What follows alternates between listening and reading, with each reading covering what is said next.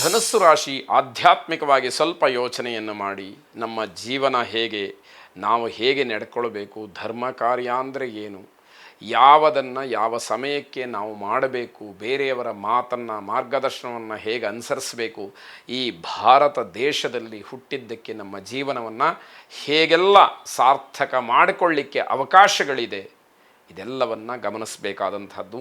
ತಂದೆಯವರ ಜೊತೆಯಲ್ಲಿ ವ್ಯಾವಹಾರಿಕವಾದಂತಹ ಚರ್ಚೆ ನಡೀಬಹುದು, ಆದರೆ ಅದು ಸಮಂಜಸ ಅಲ್ಲ ಅಂತ ಹೇಳಿ ಅನಿಸುತ್ತೆ. ತಂದೆಯವರ ಸೂಚನೆಗಳನ್ನು ಸಲಹೆಗಳನ್ನು ಕೇಳಬೇಕೇ ಹೊರತು ಅವರ ಜೊತೆಯಲ್ಲಿ ಚರ್ಚೆಯನ್ನು ಮಾಡುವಂಥದ್ದು ಯೋಗ್ಯತರವಲ್ಲ ಅಂತ ಹೇಳಬೇಕು. ವಿಚಾರಗಳು ಸಂದರ್ಭಗಳು ಕಾಲಕ್ರಮೇಣವಾಗಿ ನಿಮ್ಮ ಪರವಾಗಿ ಆಗಬಹುದು. ಯಾವ ವಿಷಯ ಇದ್ದರೂ ಕೂಡ ಆರಂಭದಲ್ಲಿ ನಿಮಗೆ ಬೇಸರವಾದರೂ ಕೂಡ ಕೊನೆಯ ಹಂತ ತಲುಪುವಾಗ ಅದೆಲ್ಲವೂ ನಿಮ್ಮ ಪರವಾಗಿ ಕೆಲಸ ಮಾಡಬಹುದು ಅನ್ನುವಂತಹ ಸೂಚನೆ. ನಿಮ್ಮ ಕಾರ್ಯಕ್ಷೇತ್ರದಲ್ಲಿ ನಿಮಗೆ ಲಾಭ ಇದೆ, ಆದ್ದರಿಂದ ಸಂತೋಷವಾಗಿ ಉತ್ಸಾಹದಿಂದ ನಿಮ್ಮ ಕರ್ತವ್ಯವನ್ನು ನೀವು ಮಾಡಿ ಎನ್ನುವಂಥದ್ದು.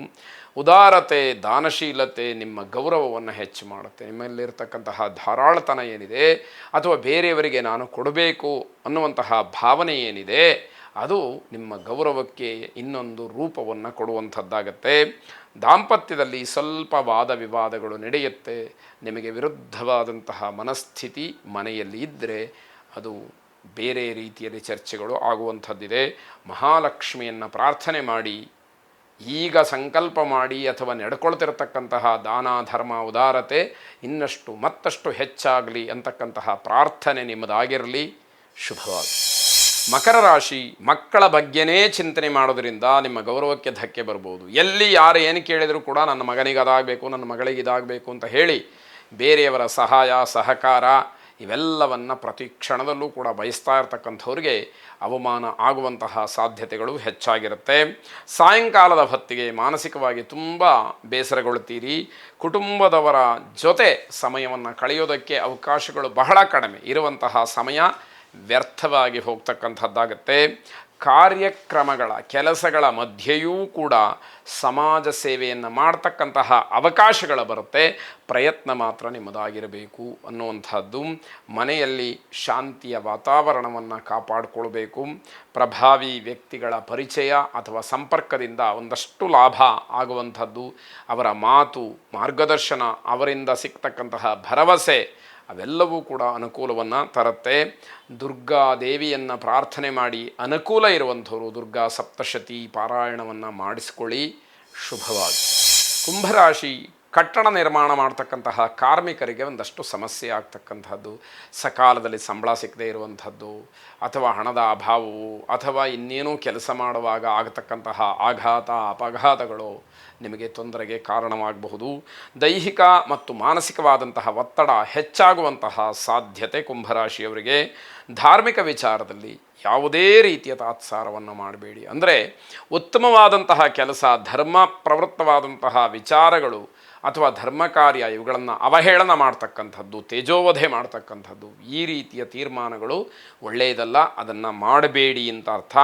ಅನಪೇಕ್ಷಿತ ಕೆಲಸಗಳು, ಪ್ರಯಾಣ ಇವೆಲ್ಲ ಎದುರಾಗಬಹುದು. ನಿಮಗೆ ಬೇಡ ಅನಿಸುತ್ತೆ, ಆಸಕ್ತಿ ಇರೋದಿಲ್ಲ, ಇಷ್ಟ ಇರೋದಿಲ್ಲ, ಆದರೆ ಅನಿವಾರ್ಯತೆ ಅದೆಲ್ಲವನ್ನು ಮಾಡಿಸಿಬಿಡುತ್ತೆ ಅಂತ ಅರ್ಥ. ಕಾರ್ಯದ ಒತ್ತಡ ತುಂಬ ಹೆಚ್ಚಾಗಿಯೇ ಇರುವಂತಹ ದಿವಸವಾಗುತ್ತೆ. ಯಾವುದೇ ರೀತಿಯ ಶುಭ ಕೆಲಸಗಳಿಗೆ ದಿನ ಅಷ್ಟೊಂದು ಚೆನ್ನಾಗಿಲ್ಲ. ಆ ಪ್ರಯತ್ನಗಳನ್ನು ಮಾಡುವಂಥದ್ದನ್ನು ಮುಂದಕ್ಕೆ ಹಾಕಿ ಅನ್ನುವಂಥದ್ದು. ಆ ಆಂಜನೇಯನನ್ನು ಹನುಮಂತನನ್ನು ವಿಶೇಷವಾಗಿ ಪ್ರಾರ್ಥನೆ ಮಾಡಿ. ಶುಭವಾಗಿ. ಕೊನೆಯದಾಗಿ ಮೀನರಾಶಿ, ಕೇವಲ ವ್ಯಾವಹಾರಿಕವಾಗಿ ಹಣವನ್ನು ಯಾವ ರೀತಿ ಉಳಿಸಬಹುದು ಅಂತ ಹೇಳಿ ಆಲೋಚನೆ ಮಾಡುವಂತಹ ನೀವು ಕುಟುಂಬದ ಬಗ್ಗೆನೂ ಕೂಡ ಗುರುತರವಾದಂತಹ ಜವಾಬ್ದಾರಿಯನ್ನು ತೋರಿಸಬೇಕಾಗತ್ತೆ ಅನ್ನುವಂಥದ್ದು. ಜನ ಮನೆಯವರೆಗೆ ಹುಡುಕೊಂಡು ಬರ್ತಕ್ಕಂತಹ ಸನ್ನಿವೇಶಗಳು ಬರ್ಬೋದು. ನಿಮ್ಮ ಸಹಾಯ, ನಿಮ್ಮ ಪ್ರೀತಿ, ವಿಶ್ವಾಸ ಇವೆಲ್ಲವೂ ಕೂಡ ಕೆಲವರಿಗೆ ಬೇಕಾಗಿರುತ್ತೆ ಅನ್ನುವಂಥದ್ದನ್ನು ಮರಿಬೇಡಿ. ಸಾಮಾಜಿಕವಾದಂತಹ ಸ್ಥಾನಮಾನ ನಿಮಗೆ ಸಿಕ್ಕುವಂಥದ್ದಾಗುತ್ತೆ. ಹಣದ ಲಾಭವೂ ಕೂಡ ಈ ದಿವಸ ಆಗುವಂತಹ ದಿವಸ. ವ್ಯವಹಾರದಲ್ಲಿ ಗಟ್ಟಿಯಾದಂತಹ ನಿರ್ಧಾರಗಳನ್ನು ಮಾಡಬೇಕು. ಆ ಸಂದರ್ಭಕ್ಕೆ ಏನು ಬರುತ್ತೋ ನೋಡೋಣ ಅನ್ನುವಂತಹ ಭಾವನೆ ಇದ್ದರೆ ಕಷ್ಟ ನಷ್ಟಗಳು ಸ್ವಾಭಾವಿಕವಾಗಿ ಆಗುವಂಥದ್ದಾಗತ್ತೆ. ಜನರಿಗೆ ನಿಮ್ಮ ಸಹಾಯದಿಂದ ಒಂದಷ್ಟು ಅನುಕೂಲತೆಗಳು ಆಗ್ತಕ್ಕಂಥದ್ದು. ಅಥವಾ ನಿಮ್ಮ ಮಾರ್ಗದರ್ಶನ ಏನೋ ಒಂದು ರೀತಿಯ ಬೆಂಬಲವನ್ನು ನೀಡಿದ ಹಾಗೆ ಆಗುವಂಥದ್ದು ಆಗತ್ತೆ. ಕುಲದೇವತಾ ಪ್ರಾರ್ಥನೆಯನ್ನು ಮಾಡಿ. ಶುಭವಾಗಲಿ.